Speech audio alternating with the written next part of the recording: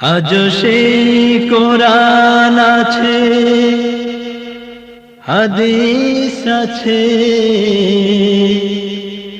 সেই মানার মানুষ নেই। আজ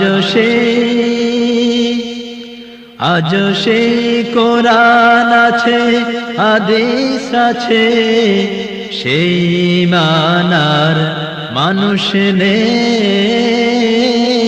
আজ সেই কোরআন আছে, হাদিস আছে, সেই আবু বকর ওমর নেই, সেই আলী হায়দার উসমান নেই।